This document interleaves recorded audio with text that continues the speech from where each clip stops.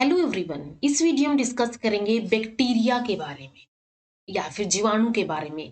ये क्लास है Hindi medium students के लिए। ठीक है, इंग्लिश मीडियम की हम ऑलरेडी डिस्कस कर चुके हैं। ये क्लास हिंदी मीडियम के स्टूडेंट्स के लिए है। इसके अंदर हम बैक्टीरिया के डिफरेंट डिफरेंट टॉपिक्स डिस्कस करेंगे आज की वीडियो के अंदर। तो स्टार्ट करते हैं। यहाँ पे हम कौन कौन से टॉपिक डिस्कस करेंगे। यहाँ पे हम डिस्कस करेंगे बैक्टीरिया के लक्षण, यानी कि कैरेक्टरिस्टिक क्या होंगे बैक्टीरिया के, पौधों की तरह कैरेक्टरिस्टिक। ठीक है, इसके अंदर कुछ ऐसे भी कैरेक्टर होते हैं जो कि प्लांट्स शो करते हैं, वैसे वो भी हम डिस्कस करेंगे। इसकी घटना यानी अक्रेंस क्या होती है, आकार कैसा होता है, एंड रूप और या फिर इसकी फॉर्म्स क्या क्या होती है बैक्टीरिया की। तो ये सब टॉपिक्स हम आज की वीडियो में डिस्कस करने वाले हैं। तो सबसे पहले हम जीवाणु के या फिर बैक्टीरिया के लक्षण या फिर कैरेक्टरिस्टिक ऑफ बैक्टीरिया के बारे में डिस्कस करेंगे। तो इसके अंदर कुछ कैरेक्टरिस्टिक होते हैं, जैसे कि इसकी जो कोशिका भित्ति यानी कि सेल वॉल होती है वो कठोर होती है। एक कठोर कोशिका भित्ति की उपस्थिति इसके अंदर होती है, इसके अंदर प्रेजेंट होती है। इसकी जो कोशिका भित्ति है उसके अंदर एसिटाइल ग्लूकोजमाइन या फिर एसिटाइल म्यूरेमिक एसिड होता है। जनरली क्या देखा जाता है, आमतौर पे जो कोशिका भित्ति या फिर सेल वॉल है बैक्टीरिया की या फिर जीवाणु की, वो बनी होती है एसिटाइल ग्लूकोजमाइन और एसिटाइल म्यूरेमिक एसिड की। लेकिन कुछ जीवाणुओं में ऐसा देखा गया है कि इनकी जो कोशिका भित्ति है वो बनी होती है डायनामोपिमेलिक एसिड यानी अम्ल की बनी होती है। ठीक है, डायनामोपिमेलिक एसिड की बनी होती है। तो यहाँ पे एक तो कठोर कोशिका भित्ति होगी जो बनी होगी एसिटाइल ग्लूकोजमाइन या फिर एसिटाइल म्यूरेमिक एसिड की। ये प्रोकैरियोटिक होते हैं। ठीक है, इनकी जो सेल होती है ये प्रोकैरियोटिक सेल इनकी होती है, यानी कि इसके अंदर जो जितनी भी यहाँ पे इसकी सेल के अंदर जो न्यूक्लियस होगा वो एक तरह से बिल्कुल प्रिमिटिव टाइप होगा। वो वेल डिफाइंड न्यूक्लियस नहीं होगा, सिर्फ वो न्यूक्लियड की फॉर्म में इसके अंदर जो इसका जेनेटिक मटेरियल है वो बना बिखरा हुआ होगा। एक जीवाणु कोशिका यानी कि बैक्टीरियल सेल में सुव्यवस्थित झिल्ली बाध्य संरचना यानी कि मेम्ब्रेन बाउंड स्ट्रक्चर्स जैसे कि नाभिक यानी कि न्यूक्लियस, एंडोप्लाज्मिक रेटिकुलम, गोल्जी उपकरण गोल्जी अपरेटस या फिर माइटोकॉन्ड्रिया और प्लास्टिड अनुपस्थित होते हैं। ये पहले ही हमने देख लिया कि इसकी जो सेल है वो प्रोकैरियोटिक है, एंड प्रोकैरियोटिक सेल छोटी सी होती है कि उसके अंदर इतनी जगह नहीं होती कि वो सारी चीजों को रख सके। तो इसके अंदर क्या है, न्यूक्लियस हो गया, एंडोप्लाज्मिक रेटिकुलम, गोल्जी उपकरण, माइटोकॉन्ड्रिया या फिर प्लास्टिड्स, ये एब्सेंट होते हैं, ये अनुपस्थित होते हैं। ये आमतौर पर 2 से 10 माइक्रोमीटर लंबाई में होते हैं एंड 0.2 to 2 माइक्रोमीटर चौड़ाई में होते हैं। अधिकांश जीवाणु विषमपोषी होते हैं। विषमपोषी यानी कि हेट्रोट्रोफिक। एंड ये कैसे होते हैं, ये होते हैं जो दूसरों पर निर्भर करते हैं। दूसरों पर निर्भर करते हैं, किस लिए निर्भर करते हैं, अपने खाने के लिए। गैर क्लोरोफिलस यानी नॉन क्लोरोफिलस होता है। अब क्लोरोफिल इनके अंदर नहीं है तो ये अपना जो फूड है, अपना जो फोटोसिंथेसिस है, अपना जो प्रकाश संश्लेषण है या फिर खाना है वो नहीं बना सकते हैं। इसलिए ये कैसे होते हैं, विषमपोषी या फिर हेट्रोट्रोफिक होते हैं। एक कोशिकीय होते हैं, यूनिसेलुलर होते हैं। ठीक है, तो ये हो गए इसके कुछ लक्षण। सबसे फर्स्ट, इनकी अंदर एक कठोर कोशिका भित्ति होती है। सेकंड, इसके अंदर इसकी जो कोशिका भित्ति है वो एसिटाइल ग्लूकोजमाइन या फिर एसिटाइल म्यूरेमिक एसिड की बनी होती है। थर्ड, ये प्रोकैरियोटिक होते हैं। फोर्थ, इसके अंदर ये जो जीवाणु कोशिका होती है इसके अंदर सुव्यवस्थित झिल्ली बाध्य संरचनाएं की अनुपस्थिति होती है, जैसे कि नाभिक यानी न्यूक्लियस, एंडोप्लाज्मिक रेटिकुलम, गोल्जी उपकरण, माइटोकॉन्ड्रिया, प्लास्टिड्स, ये सब अनुपस्थित होंगे। और आमतौर पर ये 2 से 10 माइक्रोमीटर लंबाई में होते हैं एंड 0.2 to 2 माइक्रोमीटर चौड़ाई के अंदर होते हैं। और अधिकांश ये क्या होते हैं, ज्यादातर ये हेट्रोट्रोफिक होते हैं। हेट्रोट्रोफिक का मीनिंग है ये विषमपोषी होते हैं, ये दूसरों के ऊपर खाने के लिए निर्भर करते हैं। गैर क्लोरोफिलस होते हैं, यानी इनके अंदर क्लोरोफिल भी नहीं होगा। और ये एक कोशिकीय यानी कि यूनिसेलुलर होते हैं। कुछ जीवाणुओं में विशेष वर्णक बैक्टीरियो क्लोरोफिल यानी कि बैक्टीरियो क्लोरोफिल पिगमेंट होता है। वैसे तो इसके अंदर ये नॉन क्लोरोफिलस होते हैं, यानी इसके अंदर क्लोरोफिल पिगमेंट नहीं होगा, लेकिन कुछ कुछ विशेष जीवाणुओं के अंदर विशेष वर्णक होता है, यानी कि एक स्पेशल पिगमेंट होता है जिसको बैक्टीरियो क्लोरोफिल बोला जाता है। तो ये कुछ इसके लक्षण हो गए बैक्टीरिया के। इसके बाद नेक्स्ट हम देखेंगे कि इसकी बैक्टीरिया के कुछ पौधों की तरह भी करैक्टर होते हैं, ठीक है, पौधों की तरह भी इसके कुछ करैक्टर होते हैं, प्लांट लाइक करैक्टर। तो इनमें इनमें सबसे फर्स्ट है कोशिका भित्ति, यानी कि सेल वॉल की उपस्थिति होती है। अब हमने देखा है कि एनिमल एंड हम छोटी क्लासेस से ही देखते आ रहे हैं, जो एनिमल और प्लांट सेल है, एनिमल सेल के अंदर सिर्फ प्लाज्मा मेम्ब्रेन होती है, लेकिन प्लांट सेल के अंदर क्या होता है, एक एक्स्ट्रा मेम्ब्रेन जिसको बोला जाता है सेल वॉल, ठीक है, जिसको कोशिका भित्ति बोलते हैं, वो भी होती है। तो प्लांट ये पौधों के अंदर होती है सेल वॉल, लेकिन ये ऐसा भी देखा गया है कि ये बैक्टीरिया के अंदर भी देखने को मिलती है। पौधों की तरह जीवाणु भी कुछ एंजाइम और विटामिनों को संश्लेषित कर लेते हैं, ठीक है, इनका सिंथेसिस कर लेते हैं, कुछ एंजाइम और विटामिन का सिंथेसिस ये कर लेते हैं, जैसे पौधे करते हैं। इवन पौधे तो क्या करते हैं, सारी चीजों का ही सिंथेसिस करते हैं खुद से। जीवाणु भोजन को पौधों की तरह घोल के रूप में अवशोषित करते हैं, यानी एब्जॉर्ब करते हैं। जैसे पौधे करते हैं वैसे ही ये क्या करते हैं, अपने भोजन को घोल के रूप में अवशोषित करते हैं। कुछ जीवाणु स्वपोषी होते हैं। स्वपोषी का मीनिंग है ऑटोट्रोफिक, एंड ऑटोट्रोफिक कौन से होंगे, जो अपना खाना खुद बना लेंगे, जैसे पौधे होते हैं, वैसे ये स्वपोषी होते हैं, और ये क्या करेंगे, कार्बोज लेकर जैविक भोजन का संश्लेषण करते हैं। जैसे कि पौधे करते हैं वैसे ही ये क्या करते हैं, कार्बन या फिर पानी से क्या करेंगे, अपना फूड या फिर कार्बन डाइऑक्साइड से अपना फूड संश्लेषण करेंगे, या फिर अपना भोजन का संश्लेषण करेंगे। तो कुछ जीवाणु स्वपोषी होते हैं, ठीक है, कुछ होते हैं, सारे नहीं होते हैं, क्योंकि हमने देखा था कि ये कैसे होते हैं, ये विषमपोषी होते हैं, लेकिन कुछ जीवाणु स्वपोषी होते हैं। तो ये भी क्या हो गया, ये किसका, पौधों की तरह करैक्टर हो गया। कुछ जीवाणु कुछ शैवाल की तरह एक रेशा युक्त संरचना, यानी कि फिलामेंटस स्ट्रक्चर में विकसित होते हैं। जैसे कि कुछ शैवाल, जैसे कि जिसको एल्गी बोलते हैं, तो कुछ जीवाणु ये क्या करते हैं, जैसे कि फिलामेंट होते हैं, जैसे कि रेसे होते हैं, रेशा युक्त संरचना होती है शैवाल की, वैसे ही देखने को मिलते हैं। तो ये भी क्या हो गया, इसका एक प्लांट लाइक कैरेक्टर हो गया। जीवाणुओं में प्रजनन यानी कि रिप्रोडक्शन का तरीका कुछ शैवाल यानी कि एल्गी और कुछ कवक यानी कि फंजाई के समान होता है। जैसे एल्गी और फंजाई के अंदर रिप्रोडक्शन होती है, वैसे ही जीवाणुओं के अंदर भी रिप्रोडक्शन देखने को मिलती है। कुछ जीवाणु कोशिकाओं के आसपास श्लेष्मा झिल्ली यानी कि म्यूसिलेजियस सित, ठीक है, म्यूसिलेजियस सित की उपस्थिति होती है, जैसे कि जलीय पौधे, ठीक है, ऐसे जैसे कि ये इसकी एक कोशिका होगी और इसके बाहर एक म्यूसिलेजियस सित यानी कि एक श्लेष्मा झिल्ली देखने को मिलेगी, जैसे कि कुछ जलीय पौधों के अंदर देखने को मिलती है। तो ये इसके पौधों की तरह करैक्टर हो गई। कोशिका भित्ति की उपस्थिति इसके अंदर होती है, और ये अपने कुछ एंजाइम और विटामिन को संश्लेषित कर सकते हैं, जैसे कि पौधे करते हैं। इसके अलावा ये वैसे ही अपने भोजन को अवशोषित करते हैं, जैसे कि पौधे करते हैं। कुछ जीवाणु स्वपोषी भी होते हैं, जैसे कि पौधे होते हैं, और इसके अलावा ये अपने भोजन का संश्लेषण भी कर लेते हैं। कुछ जीवाणु कुछ शैवाल की तरह रेशायुक्त संरचना के अंदर देखने को या फिर पाए जाते हैं, और जीवाणुओं के अंदर जनन जो होता है वो कुछ शैवाल यानी कि एल्गी और कुछ फंजाई की तरह ही होता है।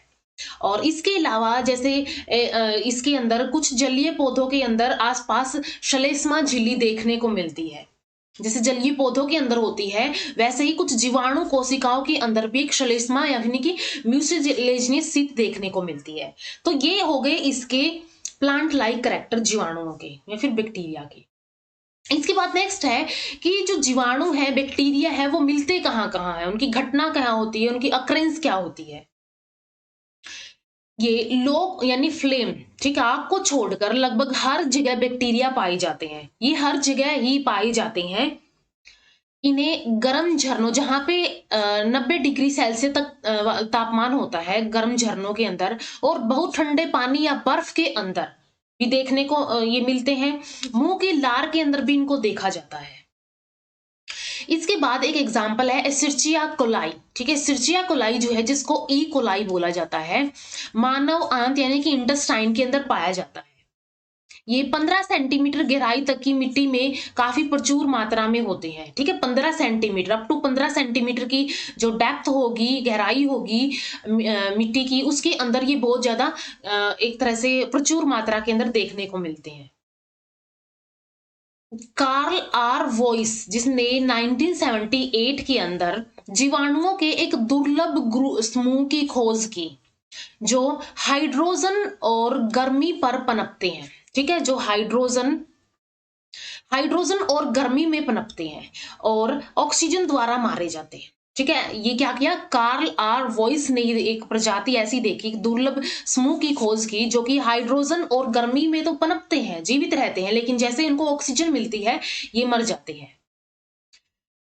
बैरोस डैमिंग ने 1983 के अंदर समुद्र के पानी में 2500 मीटर गहराई तक बैक्टीरिया की उपस्थिति की सूचना दी। यानी कि सिर्फ इस गहराई पे कोई हार्डली ही कोई लिविंग ऑर्गेनिज्म देखने को मिलता है।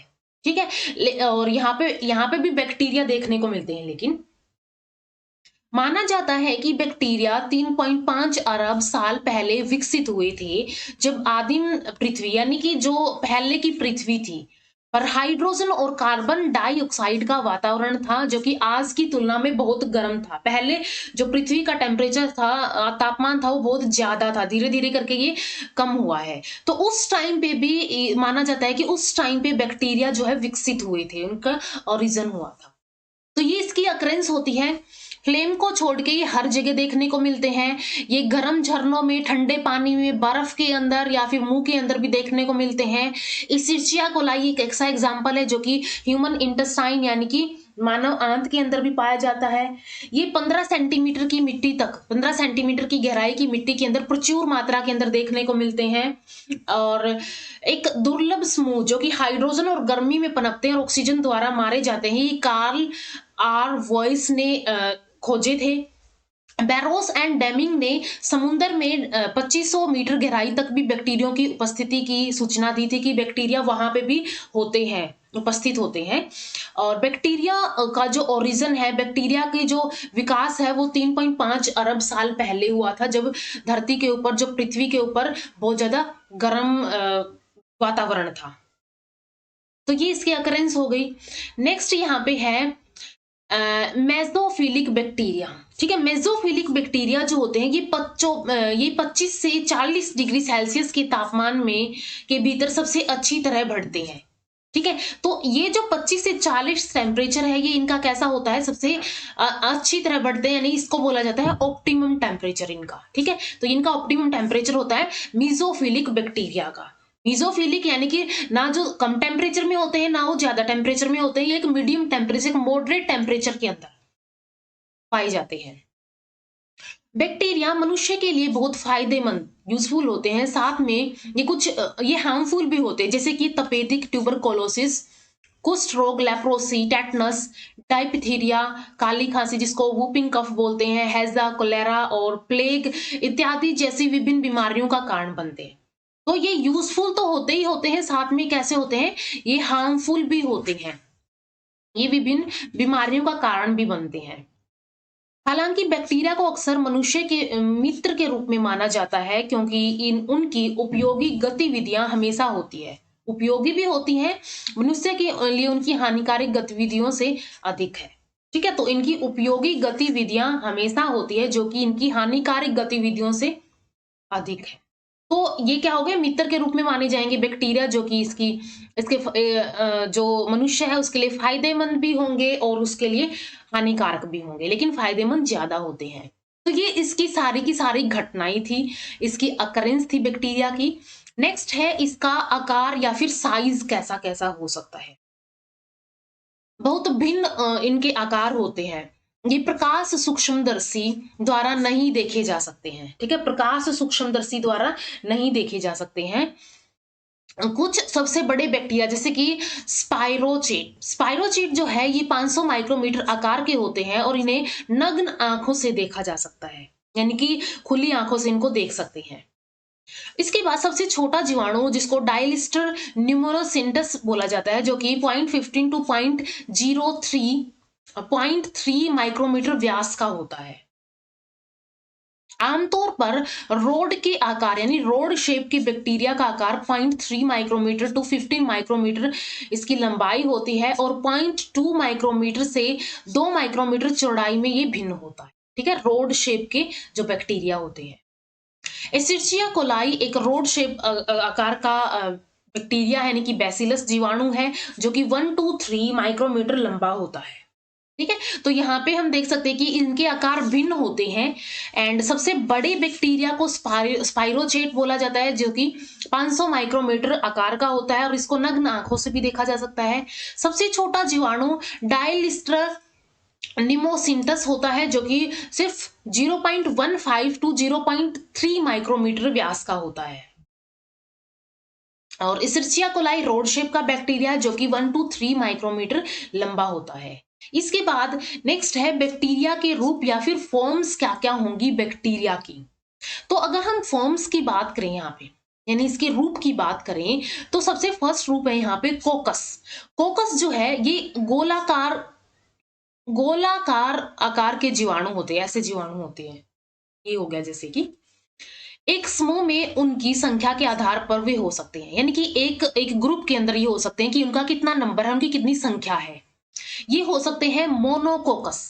मोनोकोकस क्या होगा, अगर ये हो गया, ये जैसे कि ये हो गया मोनोकोकस, ये अगर सिंगल है, प्रेजेंट है, सिंगल है, अगर ये सिंगल कोकस जिसको हम बोलेंगे, ये सिंगल है। डिप्लोकोकस, ठीक है, डिप्लो यानी कि दो होंगे, डिप्लोकोकस के अंदर ये ऐसे दो जुड़े हुए होंगे।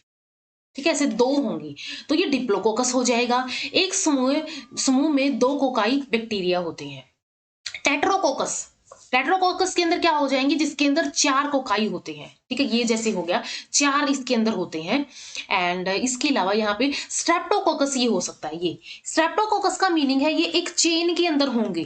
ठीक है, ये एक चेन के अंदर एक श्रृंखला के में मौजूद होंगे कोई बैक्टीरिया। तो ये स्ट्रेप्टोकोकस था। एंड ये है स्टेफिलोकोकस। स्टेफाइलोकोकस के अंदर क्या होता है, ये एक ऐसे गुच्छे के रूप में होंगे स्टेफाइलोकोकस के अंदर, जैसे कि अंगूर के गुच्छा के रूप में मौजूद कोई बैक्टीरिया का द्रव्यमान। ठीक है, ये हो गया एक मास हो गया, जो कि क्या है, एक ग्रुप के अंदर, एक कॉलोनी के अंदर ये होते हैं। तो ये होते हैं स्ट्रेप्टोफाइलोकोकस। और एक होता है यहाँ पे सार्सिना, जो क्या होता है, कोकाई की 8 कोशिका वाला क्यूबिकल कॉलोनी। ठीक है, ये कैसे होती है, 8 सेल्ड क्यूबिकल कॉलोनी होती है। तो ये होते हैं कोकस टाइप के बैक्टीरिया। कोकस में कैसे हो सकते हैं, या तो ये माइक्रोकोकस या फिर इनको मोनोकोकस बोलते हैं, सिंगल कोकस हो सकते हैं, ये डिप्लोकोकस हो सकते हैं, ये टेट्राकोकस हो सकते हैं जो कि 4 के ग्रुप में होगा, ये स्ट्रेप्टोकोकस हो सकते हैं। स्ट्रेप्टोकोकस का मीनिंग है ये एक चेन के अंदर मिलेंगे, एक श्रृंखला के अंदर मौजूद होंगे। स्टेफाइलोकोकस के अंदर क्या होगा, ये एक गुच्छे के रूप में मिलेंगे। एंड सार्सिना के अंदर क्या होगा, ये क्यूबिकल कॉलोनी के अंदर मिलेंगे, जिसके अंदर 8 सेल होंगी या फिर 8 ऐसे कोकाई सेल होंगे। इसके बाद नेक्स्ट फॉर्म है बैसिलस। बैसिलस कैसी होती है, एक सिंगुलर फॉर्म होती है, यानी कि इसको दिखाया गया है कि ये एक सिंगल की हम बात कर रहे हैं। अगर लिखा आ जाए कहीं पे बैसिलाई, तो यानी कि हम बात कर रहे हैं प्लूरल की। ठीक है, कई सारे ग्रुप की हम बात कर रहे हैं। तो बैसिलस जो होते हैं, ये जब जीवाणु छड़ के आकार के होते हैं, ठीक है, ये कैसे होते हैं, छड़ के आकार के होते हैं, यानी कि रोड शेप के होते हैं, तो उन्हें बैसिली कहते हैं। ये 2 यानी कि डिप्लोबैसिलस हो सकते हैं। देखो, ये तो ये हो गया एक रोड शेप का, एक सिंपल हो गया, सिंपल इसको बैसिलस बोलेंगे। अगर ये 2 जुड़ गए हैं, ठीक है, 2 रोड हैं, तो ये क्या होंगे, डिप्लोबैसिलस हो गए। या फिर ये हो सकते हैं एक श्रृंखला में, जिसको स्ट्रेप्टोबैसिलस बोलेंगे। जैसे हमने बात की थी कि स्ट्रेप्टोबैसिलस क्या हुआ, चेन के अंदर होंगे, या तो ये समांतर या फिर पैलिसेड फैशन के अंदर होते हैं। जैसे कि ये हो गया, एक के ऊपर एक हो गया, ये पैलिसेड फैशन हो गया, पैलिसेड बैसिलस हो गया, ये स्ट्रेप्टोबैसिलस हो गया, जो कि एक श्रृंखला या फिर एक चेन के अंदर दिखाई देंगे। तो ये बैसिलस हो सकते हैं अगर एक रोड शेप छड़ है, एक जीवाणु छड़ के आकार का है। अगर ये 2 हैं तो ये क्या हो जाएंगे, डिप्लोबैसिलस हो जाएंगे। अगर ये एक समांतर पैलिसेड फैशन में है तो ये पैलिसेड बैसिलस हो जाएंगे। ये एक श्रृंखला के अंदर है, एक चेन के अंदर, तो ये स्ट्रेप्टोबैसिलस हो जाएंगे। थर्ड है यहाँ पे स्पाइरलम। स्पाइरलम जो है ये जीवाणु सर्पिल यानी कि स्पाइरल रूप में कुंडलित और कशाभित होते हैं। ठीक है, ये क्या कैसे होते हैं? कुंडलित और कशाभित होते हैं। जैसे कि ये हो गया, ये एक स्पाइरल टाइप का है, स्पाइरलम जिसको हम बोलेंगे। विब्रियो, ये जीवाणु आकार में कोमा के समान, ठीक है, जैसे कोमा होता है वैसे ही शेप इनकी होती है। ये कोमा के समान होते हैं और कशाभित भी होते हैं। ठीक है, ये कैसे होते हैं? कोमा के शेप के होते हैं। इसके बाद माइसीलियल जो होते हैं, ठीक है, ये माइसीलियल हो गया। ये इस मामले में बैक्टीरिया फिलामेंट के रूप में एसेप्टेट में होते हैं। सेप्टेट देखो, एसेप्टेट क्या होगी? ये एक फिलामेंट है, ठीक है, एक फिलामेंट है, ये कंडीशन होगी एसेप्टेट, इसको एसेप्टेट बोलते हैं। अब अगर यहाँ पे क्रॉस वॉल हो तो इसको बोला जाता है ये सेप्टा। यहाँ पे सेप्टा है या फिर सेप्टम है यहाँ पे, और इसको बोला जाता है सेप्टेट। ठीक है, इसको हम बोलेंगे सेप्टेट। अदरवाइज ये क्या होगा? ये जैसे कि ये है यहाँ पे ए, यहाँ पे ये हो जाएगा ए सेप्टेट। ठीक है, ये कैसा है? ए सेप्टेट है। तो ये बैक्टीरिया फिलामेंट के रूप में ए सेप्टेट में होते हैं। इसके अलावा ये स्टोक्ड हो सकते हैं, ऐसे स्टोक इनके अंदर होगी। ठीक है, एक ऐसे स्टोक होगी, या तो ये बड की फॉर्म में ऐसे बड होगी, छोटी छोटी बड होंगी, उसकी फॉर्म में हो सकते हैं। तो मेन ये 5 ही टाइप के हम एग्जाम के अंदर डिस्कस कर सकते हैं कि 5 टाइप की इसकी डिफरेंट फॉर्म होती है।